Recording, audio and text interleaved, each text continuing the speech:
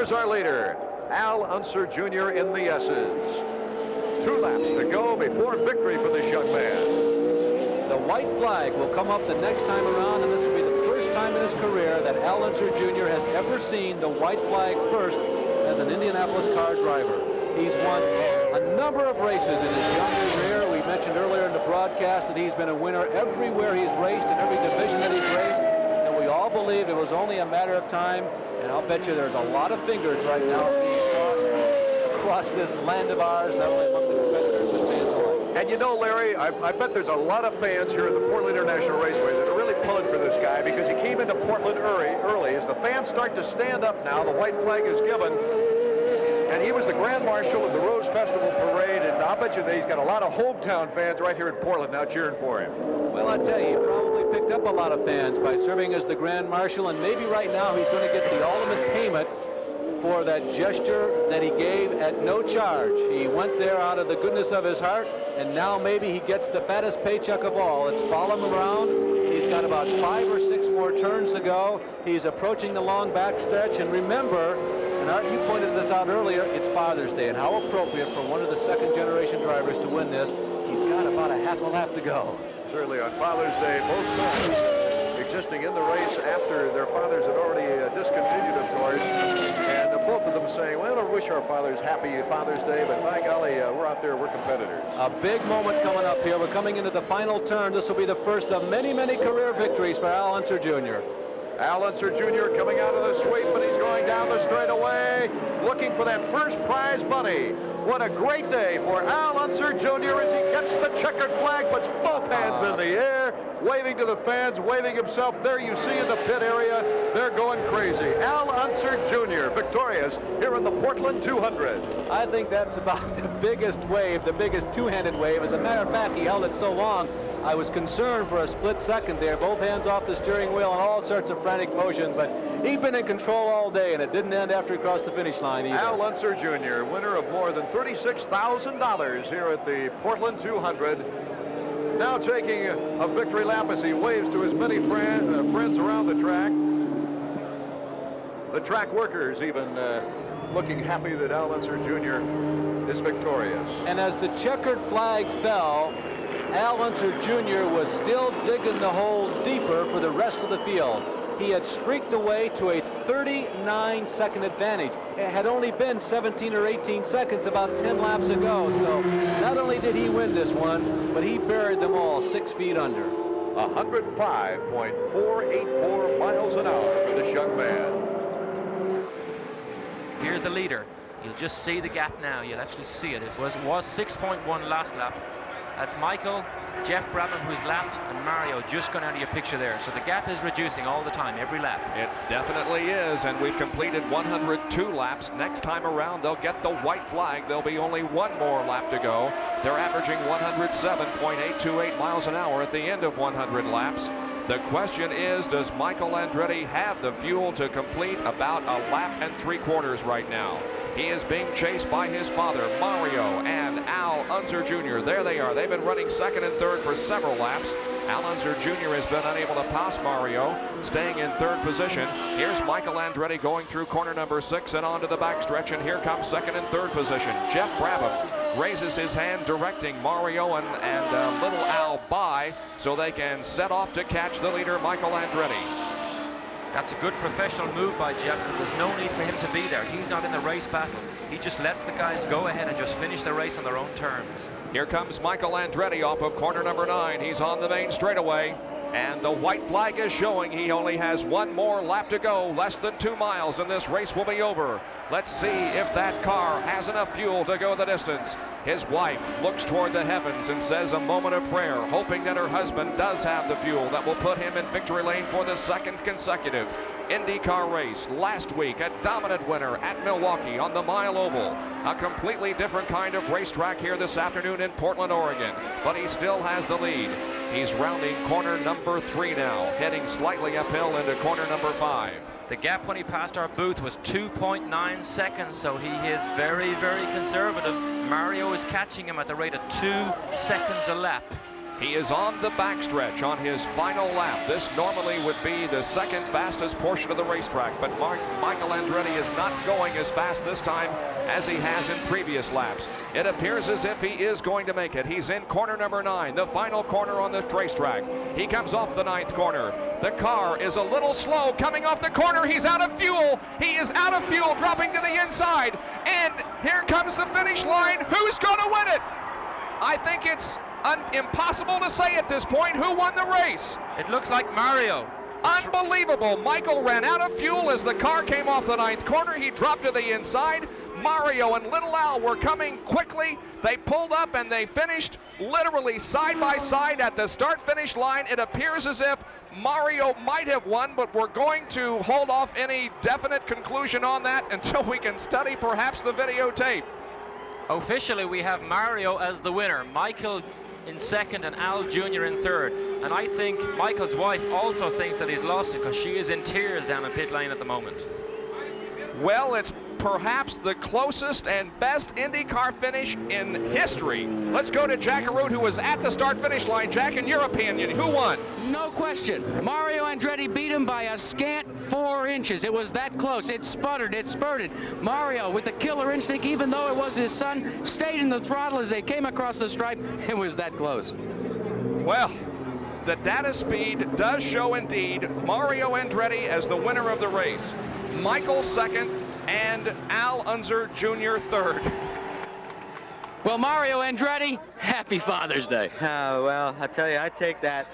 It's the most wonderful greetings he could have given me today, and I guess Michael just ran out of fuel on time, and funny thing is, I don't pity him at all. You know, you always said all the time that Michael came up and started running Indy cars, and people like us would say, well, what if it came down to you and your son? Would you stay out of it? No question now what you'll do. Well, the man upstairs is good to us because, as I said, we've been dreaming about these things, and what a day for it to happen. As I said, both of us can't really smile broadly, but it's just a wonderful thing, and I'm sure it's going to reverse, and it'll all even out. But for us, for the team, it's really fantastic. Well, the guy that's coming in to make the congratulations right now is Michael Andretti. Tough break for you, Michael. What do you think, though, when you knew that you were running out of fuel and you knew that it was your father behind you? Well, I knew it was going to be real close. In the last lap, I could barely keep the car running, and off of the last corner, it just died, and that's how he got me. But anybody's going to beat me, I'm glad it was him. Mixed feelings at all? Well, a little bit, for sure. You know, I wish we could have won, not only for me, but the crew and everything. But I also want to say sorry to Danny Sullivan. I didn't really mean to do that. It was just one of those things. Do you want to say anything to your dad right now on national television? Well, happy Father's Day, Dad. That's the story from Victory Lane, and it's all Andretti. It's the closest IndyCar finish in history. Make that 0.07 of a second. Mario wins over Michael. Now the sun begins to shine on Zanardi. He'll see the white flag indicating 1 lap to go next time by, Gary Gerald. You mentioned Joe Montana. It's funny, back in that brief rain shower we had when so many teams were trying to decide, should you go to the rain tires, stay on the slicks? Joe Montana was the only unflustered, unruffled guy down here. He was walking around, wasn't looking for cover, didn't need an umbrella. You could almost see him saying, hey, what's a little sprinkle to a guy who used to play for the big bucks in the rain? He's got another winner here going today, no question. So as Alex Zanardi starts his final lap, we'll continue to track those battles behind the lead of the race. And Zanardi, looking for his very first win in the IndyCars, comes out of Formula One. Has a faltering start in the first race of the season, sits on the pole at Rio, and finally looks for a win. There's second place. And third place, Christian Fittipaldi, with Al Unser Jr. well back now. None of the top 4 in contest. Parker Johnstone sits in 5th position, followed by Ray Hall, then Ribeiro, then Mark Blundell, then Stefan Johansson, and Robbie Gordon. But here's the man of the hour as he makes the final turn around the carousel here and on to the main stretch. And Alex Zanardi, as he looks ahead, takes it way over to the right and then comes over to take the checkered flag as Alex Zanardi has taken the win here. And they all come over and off the edge of the course as they finish. There's the standings. We gave them to you on the final lap. They remain the same. Zanardi, Farron, Fittipaldi. Looking down through unofficial results here. And if he hot-foots it around, maybe we will have a chance to talk with Alex Zanardi. But he becomes the second first-time winner. Both of them at the time were driving for Ganassi. Zanardi today and Al Unser Jr. earlier. Going back to last year, he is the 5th first-time winner in the last 14 races. 3 minutes to go in the race. Raul Boisel goes up the right-hand side of Alex Zanardi. And Paul there's Tracy. Paul Tracy back in the mix again. Now that is Patrick Carpentier, who is 1 lap down in 13th. They go flashing by the Bettenhausen Motorsports machine. Carpentier looking for water to keep those treaded wet tires cool. 2 minutes and 30 seconds to go. Gilles de Ferran looking for his first victory of the year. There he is on the left of your screen. He had a pole position. He has 2 poles this year, one on the streets of Long Beach, California, one 2 weeks ago in Detroit. But look at the back of that pack is Mark Blundell, and he is on slick tires. Blundell's last lap, 1:04.733. Gilles de Ferran's 1:10.016. So Blundell easily the quicker car. Jimmy Vasser has spun in the Festival Chicane as de Ferran, Fittipaldi, and Blundell combined. Now Blundell, can he get around? Can he get off the dry line, maintain car control, and get past Christian Fittipaldi? 1 minute and 45 seconds to go. That's what I was going to say. And can he do it in 1 minute and 45 seconds? Time and space to begin to compress in the last laps of the race. Blundell looks down the inside of Fittipaldi, but the Brazilian gives him nothing. And that turns into the outside out there. We anticipate a white flag next time by, meaning 1 lap to go as they flash down the backstretch up to about 180 miles an hour. Blundell strikes again to Fittipaldi's left and takes second place. Meanwhile, Gilles de Ferran has drawn away from this battle over second. There is de Ferran onto the front straightaway. Does Blundell have time to run him down? I think he can close the gap, but he's got to be able to get by him. He's got to be able to make that pass. Keep in mind, they've got this very broad front straightaway that Blundell can use if he has to. Fittipaldi, using that left foot braking he's not familiar with, lights up the front tires. Blundell is right there with de Ferran. 2 weeks ago in Detroit, Blundell missed out on his opportunity for his first career victory when he ran out of fuel with one corner to go in the race. And now he has another chance here in Portland. Looking left and right around de Ferran. It's a much narrower racetrack because he is on those slick tires. Not only that, it's a narrower racetrack because look at Gilles de Ferran knows it's the last lap. He is not going to give him any ground. And it'll be interesting at the end of this straightaway to see what lines Gilles de Ferran takes. Does he go down the inside and protect his position? Yes, he does. Blundell looks down the inside. 3 more corners to go, and then he'll have that wide and dry front straightaway. It'll be a drag race on the drag strip here at Portland. Off the corner they come. Oh, it's going to be a photo finish. Blundell, here comes Boisel in third. To the line they come. And Mark Blundell takes the victory in his 22nd career start. The Englishman into the win column in PBG kart competition, getting Gilles de Ferran on the straightaway. Team owner Bruce McCaw and the team can celebrate after being denied in Detroit. Another look. De Ferran up top, Blundell in the middle, Boisel on the bottom. And look at the speed differential as Blundell powers past to the flag right there.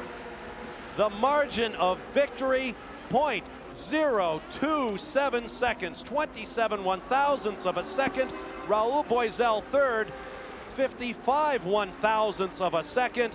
The top 3 cars covered by less than 6 1/100ths of a second. What a finish. Unfortunately, we're out of time. We will not be able to talk to Mark Blundell in this broadcast, but you can be sure that we will see him at the next stop of the PBG Kart World Series in Cleveland, Ohio. There you see the unofficial results. There is the reaction of Derek Walker, his wife to his left. And here is the reaction in the Pac West timing stand as Bruce McCall looks on stoically. Yes, we have finally won. Did you know at the checkered flag that you had him, or did you have to wait on the radio? No, I didn't know I won. I didn't know. I just had it, the flag. I didn't take any notice of it. I just wanted to get by DeFerrin so much. And I was on the radio, and I was asking the guys, have I won? Or where am I? Where are we finished? And I was waiting for them to say third or second or something like that. And they said, we've won. Welcome to Victory Lane. Let the celebration commence. 2 laps to go, 2 to go at Portland International Raceway. He's good in the brake zone, but he's too far behind. Series champion Sebastian Bourdais, I'm sure, thinking if something happens to Allmendinger in the waning moments here, he could still steal the win and get 5 in a row if he can get by Wilson. Look the way he ran him down in that last 5 laps. 2 car lengths is the gap. They'll see the white flag next time by. A.J. Allmendinger is headed to the house, it appears. He will be the first USA driver to win in Champ Car since Ryan Hunter-Reay more than 2 years ago. What a story this will be. Hired, engaged, or fired, engaged, and hired all within the span of 5 days. He can't believe what's going on here when he sees this white flag. A.J. Allmendinger off of turn 12 at Portland. Clean racetrack in front of him. J.D. Wilbur puts the white flag in the air. There's Lynn, Mom, Karen, Dad, Greg Allmendinger watching from the Forsyth Index pit box. And their heartbeat is as high as that being monitored in Nelson Philippe's car right now. 24-year-old A.J. Allmendinger from Denver, Colorado these days, although originally from California. There is Karen. Oh, this is awesome.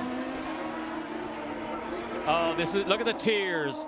Look at the tears down Lynn's face. Remember in Edmonton a year ago, you called him Wallmendinger, Derek Daly.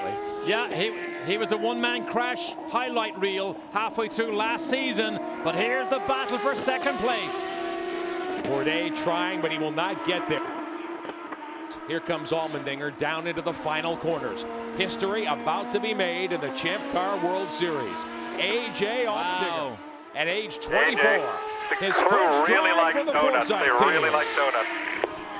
Michael Cannon talking to him on the radio, and the Allmendinger victory has happened. A.J. Allmendinger gets it done in Portland. An encore, topping yourself, don't keep bowing yourself. That is a stunner. What a display. Can he even do donuts? Does he even know how to do them?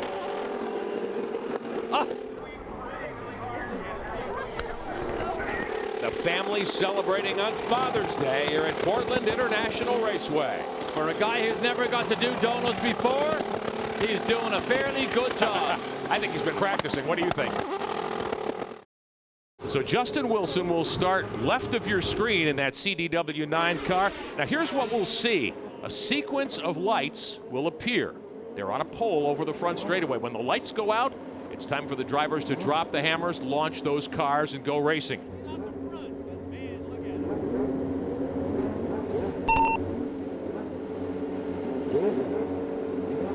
A moment of drama as the motors come up. 15 seconds, 15 seconds. The 15-second command has been given. There's Bourdais. He'll start back in the second row. We had a full rain day here yesterday, so second round qualifying a washout. Ready to go at Portland, and we are glad to have you with us.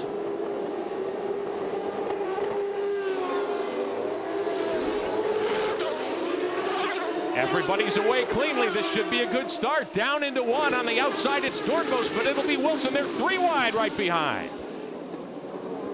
And Sebastian has lost 1 spot. Couple of cars in the runoff area. Now you can't shortcut that. One of the Forsyth Index cars, that white machine, there's Rahal in the baby blue Metazone car, starting from 8th here today, and we're on board with Graham Rahal. There was a lot of concern amongst the drivers about the first standing start. They were very apprehensive, to put it mildly. And what a great day for Champ Car, their first standing start. After all that nervousness, they all got away cleanly. There goes Tracy. Getting by Ray Hall for position. Your leader is Justin Wilson on the backstretch. Justin Wilson, CDW car. He's streaming away. Third spot belongs to one of the Team Australia Aussie Vineyards cars. That's the car of Will Power, second in the championship. Bourdais back there in fourth. Your leader is Wilson.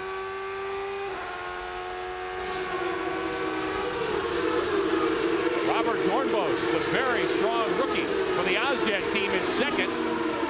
Power wants second. He took a look to the inside there, heading toward one. Will Power and Sebastian Bourdais, and really for that matter, behind him in the black and red car, Alex Tagliani, knowing that they need to make moves soon. Once the tires get up to temperature, once they get into a rhythm, this is a difficult place to pass. If you're going to do it, get after it right away. Here is Dornbos in that Ozjet black and red car. Third is the green and yellow machine of Power. Bourdais in the McDonald's car number 1, the three-time defending series champ. There he is, trying for the 100th win for his Newman Haas Lanigan race team today. Right now, he is behind Power.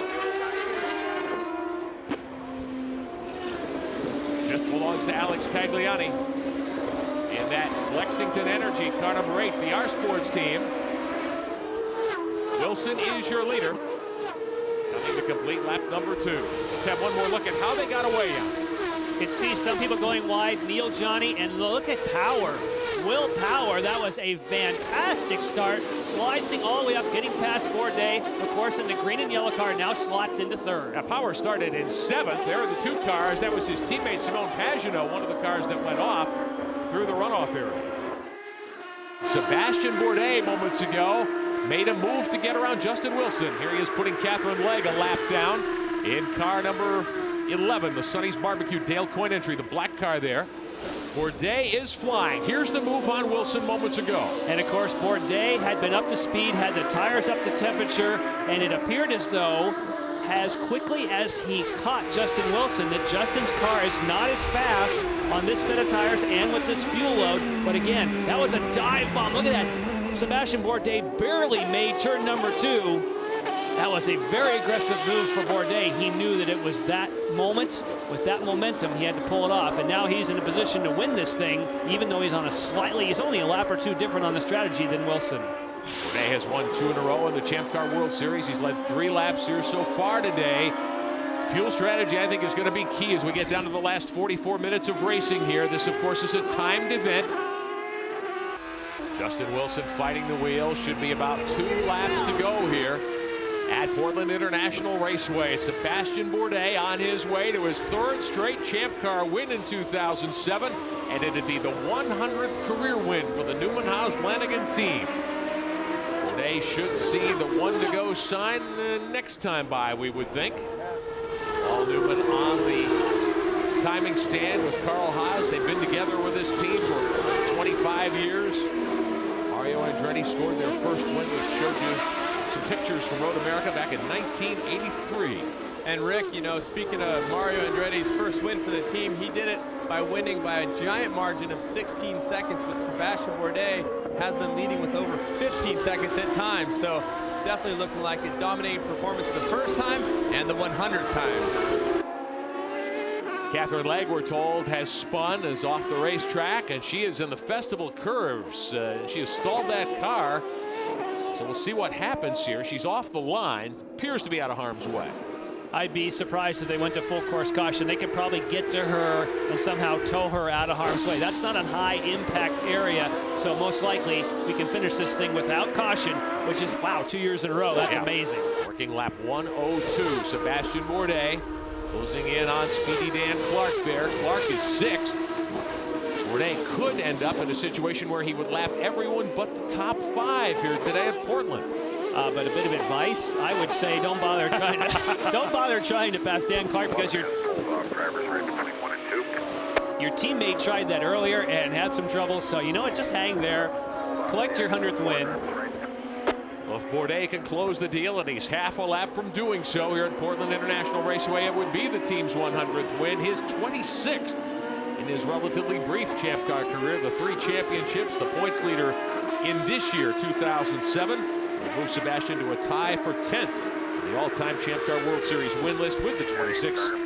He'd be tied with the great Roger Ward, deceased a couple of years ago, if Bourdais can get the job done. Couple of turns from the checkered flag with the driver of the McDonald's car number 1 from Le Mans, France, about to head home this week.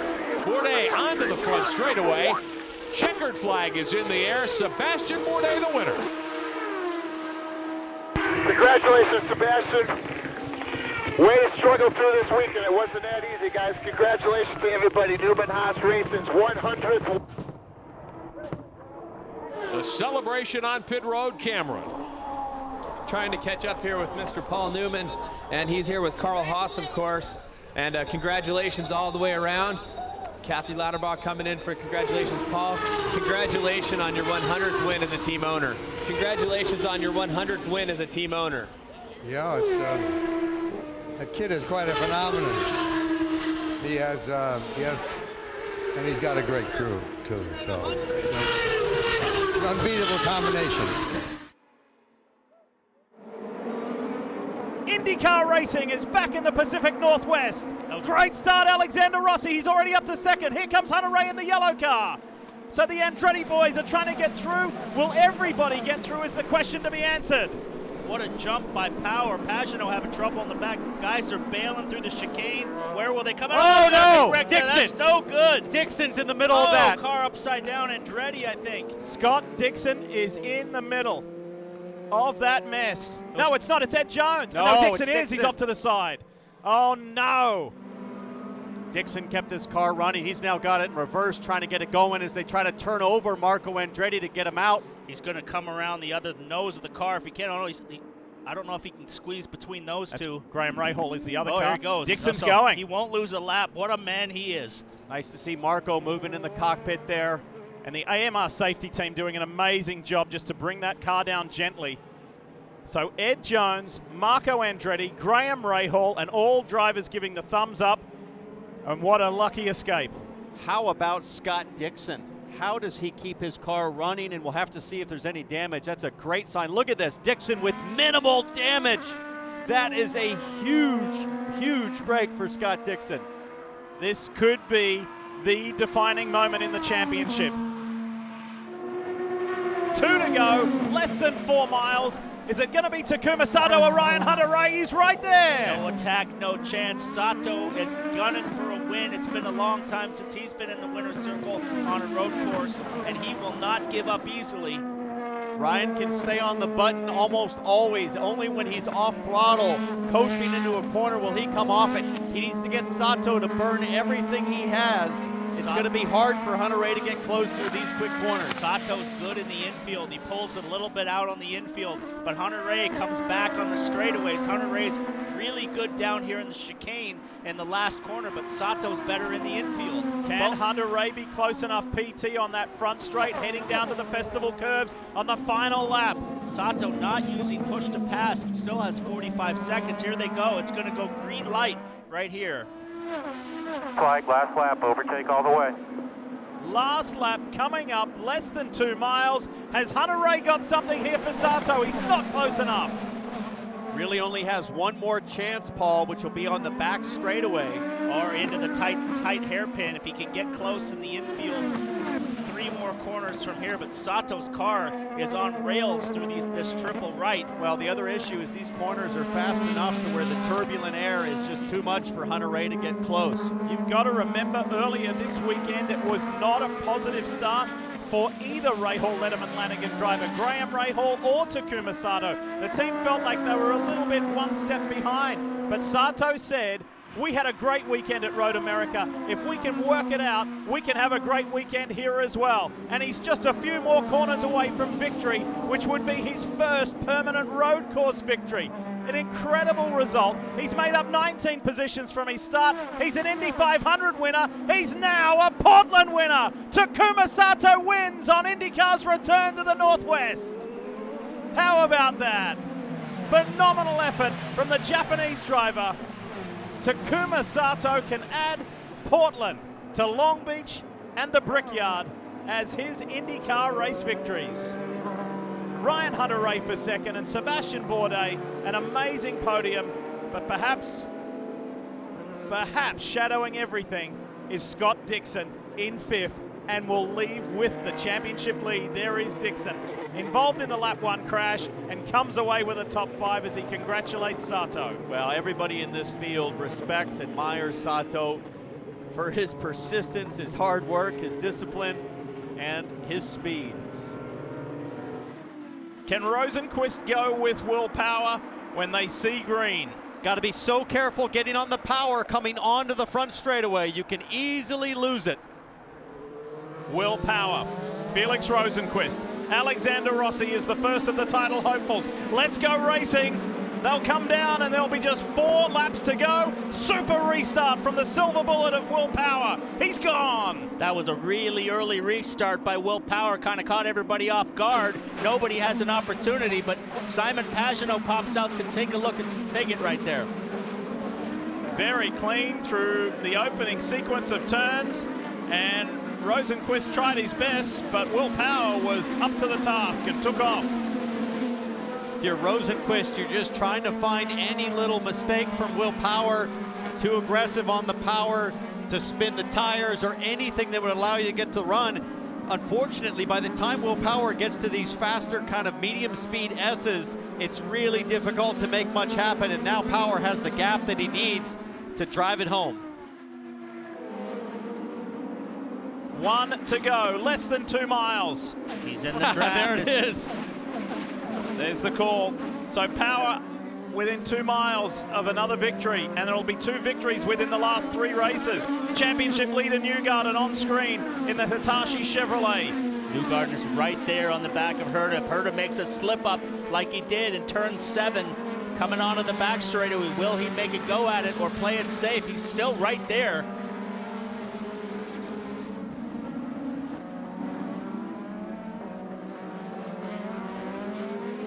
What a day. It started with a bang, a huge one, with a massive crash in turn 1 with some 5 and 6 cars involved in it. Willpower kept his nose clean. He was able to move ahead of that, not got collected in it, and has constructed a really clever race win. He's not really in the title hunt anymore, but he is a race winner again. Willpower wins in Portland for the very first time. And wife Liz delighted. It's Penske's first victory here in almost 20 years. And Willpower delivers the captain the W. Rosenqvist on the podium, and the best of the championship contenders, Alexander Rossi in 3rd. And for Power, he put 3 seconds on Rosenqvist in 4 laps, leaving no doubt that today was his day.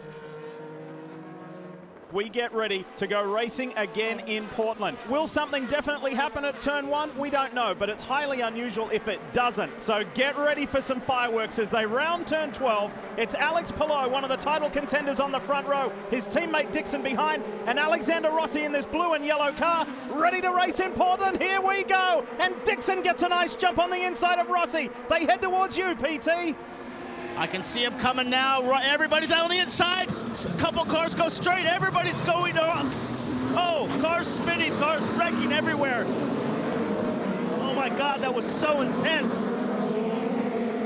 Romain Grosjean, Willpower right in front of you. Oliver Askew was involved. Both Ganassi cars, Palou and Dixon, missed the turn. I think what happened is that Rosenqvist got into the back of Dixon just slightly, and that shot Dixon deep into the brake zone. The Ganassi cars had to run wide to avoid each other, but everybody now trying to get restarted. Let's take another look here. Watch Rosenqvist, the 3rd blue and orange car, coming up on Scott Dixon, who's behind Palou. See that little tap right there? Rosenqvist hits Dixon. Dixon shoots up the inside of Palou, and that's what forced Palou wide. On board with Dixon.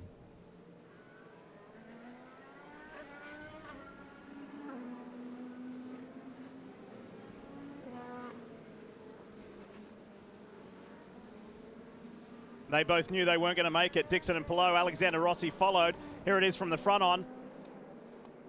Look to the left. There's the contact that unsettled Dixon. And Rosenquist almost took out Palou as well, avoiding the incident. It'll be interesting to see how IndyCar reorders the field here. The racing helmet, whether you're a motorcycle racer or a driver of a car, your helmet means so much to you. It's very personalized. Always on Alex Palou's helmets are at least one or multiple gorillas. He says they're a peaceful creature as he begins his final two miles. He says the gorillas are a peaceful creature, but they're strong. And he says, I like to think that's how I am. Is that why you call me gorilla? I'm peaceful? I wouldn't say I'm very peaceful. Hey, if you own a fried chicken shop in Portland, Oregon, as Dario Franchitti watches on, get ready to see this guy tonight, because he only eats fried chicken when he wins a race. Well, he's almost there. Absolutely brilliant drive today. Particularly staying out of trouble with his teammate there on the start. Yes, they had to take the drive-through. Yes, they got unlucky. Oh. And this battle with Bourdais and VK is still on. Yeah, they are raging it till the checkered flag. But yeah, I'd like to follow up on what you said. A masterful drive today. Lee, bring it on home. Starting from turn 1 when he couldn't make turn 2 and he had to go in the emergency runoff area, to driving all the way with great strategy, good calm. Alex Palou wins in Portland and retakes the championship lead.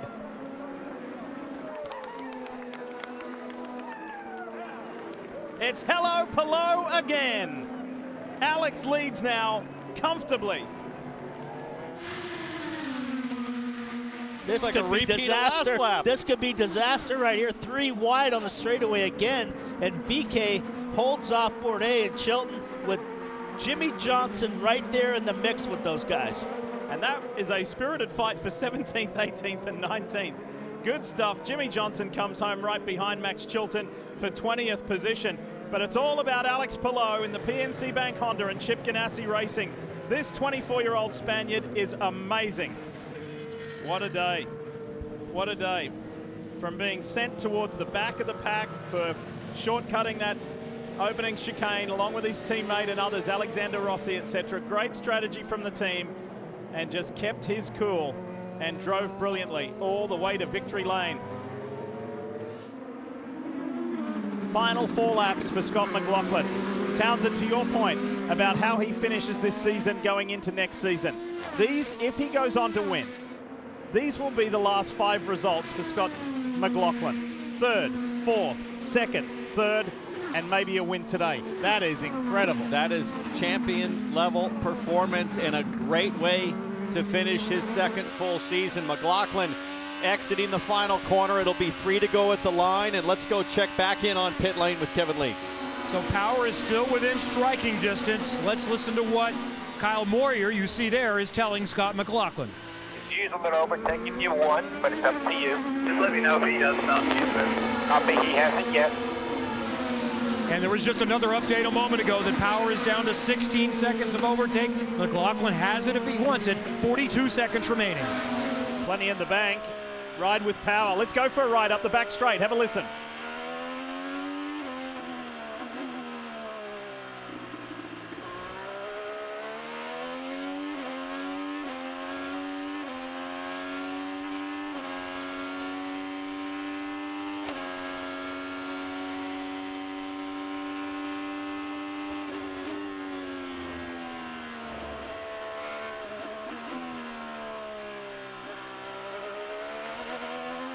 And this, as you see right now, Team Penske running 1 and 2.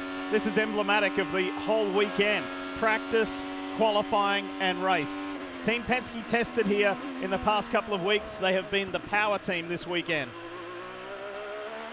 I mean, it's been unbelievable for a track that they didn't really have a particularly great weekend at last year. They came here and tested, and guys, that's what's interesting. This was not a great Penske track last year. They came here and tested. It was a Ganassi and Andretti track, but look at the dominance from Team Penske. Conversely, Laguna Seca, not as good for Ganassi and Andretti. They went and tested there, so this could slowly move back the other direction. Speaking of Ganassi, look at that Scott. orange and blue Scott Dixon, the biggest mover in this race, up 13 positions.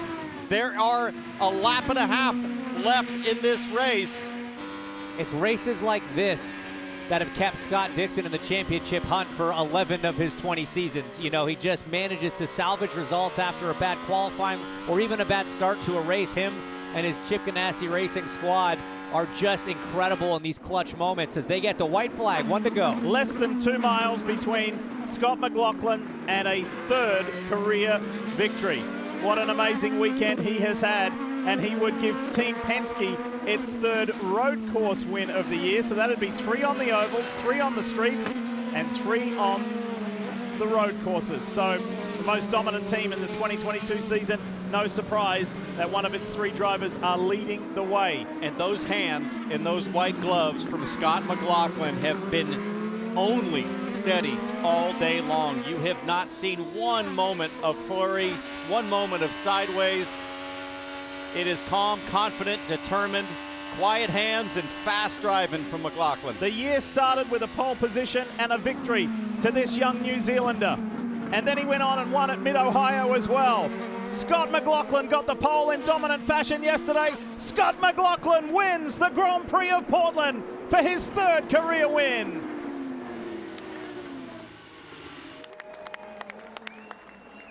He likes to call their team the Thirsty Threes, and the Thirsty Threes will celebrate tonight. 104 of the 110 laps led. That was McLaughlin's day. And he's going to break quite an incredible streak. That is the streak that's alive up until this afternoon. 17 consecutive years in IndyCar where the title has gone down to be decided at the final opportunity. Alex is going to break that nearly 2-decade-long streak here this afternoon. Yeah, what a jerk. That's such a, it's going to take us a long time to get that record back up there. But no, I mean, you have to just hand it to this operation. Chip Ganassi Racing as a whole, but of course the 10 squad in particular, the way they've operated this year. We talk a lot about that stat. Your favorite stat, Townsend, the best worst finish. 8th place, that was the season opener at St. Pete. And I really only noticed that last year in looking at Will Power's championship, and that was the stat that jumped out, was last year Will Power was the one with Team Penske that was able to minimize the downside and have the best worst finish, but this year Palou just getting it done everywhere. And like Scott Dixon said earlier this season, when it's your year, it's your year. And I mean that, and Dixon means that in so many circumstances where you just end up on the good side of things that could go 50-50 against you or for you. It's been that kind of season for Alex Palou. Off track, a little bit different story. It's been another dramatic year of high contract tension and conflict between McLaren, Zach Brown, and Chip Ganassi, fighting over this incredibly talented driver. Another guy that I think we have to mention is his manager, Roger Yasukawa, who we saw this morning at breakfast, who's here in Portland. He helped give Palou the great opportunity to race over in Japan and really come up with the foundation of the support that he was able to bring here to get his start in IndyCar with Team Go. So a lot of people should take a lot of credit in this young man's success, but no one more so than Alex Palou himself, because he's the one that's risen to the occasion to get it done. Well, and Mr. Go from Japan, who said, yeah, you can go. I'll help facilitate that. So, enjoy the ride, Alex. You've got under 4 laps.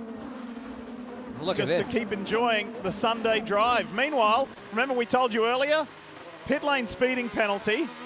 Was at 4th, had to serve that penalty. There is no stopping the Gainbridge Honda. Colton Herta has fought his way all the way back up to 8th. Really gritty drive. And look at how hard he's having to work behind the wheel of that Gainbridge Honda. It is not coming easy. Trying to set up maybe, oh no, he's gone off. Oh, he's no. going around, no. And he stalled it. This could bring out a call. No, he restarted it, dumped the clutch, bump started his race car, lost about 5 positions in the process. Commentator's curse strikes Just again. when we were singing his praises. It's your fault. What a bummer. Well, he's got an opportunity next weekend at Herta's house, which is WeatherTech Raceway Laguna Seca, to try and get another win for the Herta household. This is what happened to Colton. He really squared off the entry at turn 6, trying to cut under and get that good run off into turn 7 against Marcus Ericsson. Just picked up a bit understeer in that dirty air, T-Bell, and once you get in that dirt. And both drivers were out of push to pass. They were both at 0 seconds, so Colton Herta was trying to do it just on pure racecraft as David Malukas did a nice job to avoid the spitting Herta. And Herta did a great job, to be fair, of getting the clutch in, the gear down selected to first, and then release to bump start it. That exit curve is just too short. Yeah. Too short. Listen. Gets it going again. This is the view for Scott McLaughlin. You sound like a guy getting ready for the Super Motocross finals with a little Wow, whir. guess That sounded what? like a 450. Guess what? They start next week, the Super Motocross World Championship playoffs at ZMAX Raceway in Charlotte, North Carolina, or Concord, and then Chicago, and then the World Championship finale at the LA Coliseum. Meanwhile, 2 laps to go here in Portland. The championship run for a record-tying 7th is just about over, unfortunately, for Scott Dixon. Won the last 2 races, the Gallagher Grand Prix at the Indy Road Course, and then last weekend at Worldwide Technology Raceway for the final oval of the year. However, his teammate is about to see the white flag. Alex Palou is almost there. 1 more lap for Palou. What an incredible season this has been. Less than 2 miles for this guy to be crowned champ. What a ride. And not only does this lock in Palou as the champion if he holds on for this final lap, but so too will Scott Dixon lock in 2nd with this run ahead of Joseph Newgarden. You know, when he first came into this team, he did more listening than talking. Sponged, listened to the legends around him.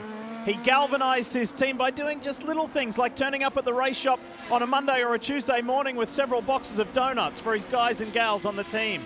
Listened to them, spent time with them, learned about the team from the inside, learn about the car, learn about the culture of IndyCar, learn about moving from Spain to Indianapolis, Indiana. And here he is, Alex Palou, for the 2nd time in 3 years, is an NTT INDYCAR Series champion. Hello, Palou, a champion again.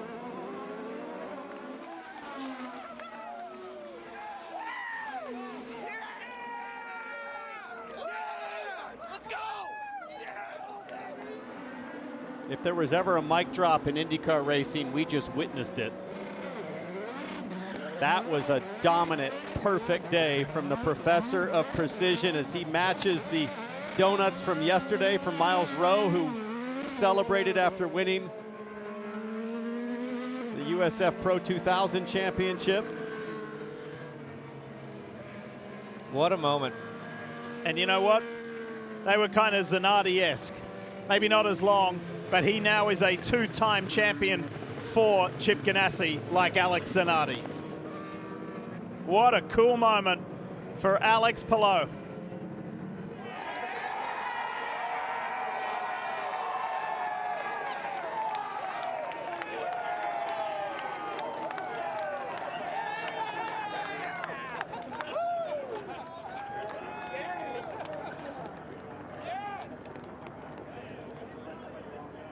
As Alex greets the crew, there's his wife Esther, and the cardboard cutout of his strategist and mentor and good friend, team leader, Barry Wanzer, who couldn't be here today, but Barry's with him in spirit. Kevin, take it away. There's the hug from Chip Ganassi, who likes winners, and Alex Palou is the essential winner. 5 on the season, 9 in his young career. Championship number 15 for Chip Ganassi Racing. You know, we felt like you were in really good shape, but what is the extra significance to be able to celebrate a championship in victory lane? Yeah, absolutely. That's what we wanted. Obviously, it was an amazing weekend overall. We just had really fast cars. We knew we had to go for it, and we just raced how we've been doing all season. So, yeah, super proud to be here in victory lane. Super proud of the 2nd championship and 15th for the team. We're missing Barry.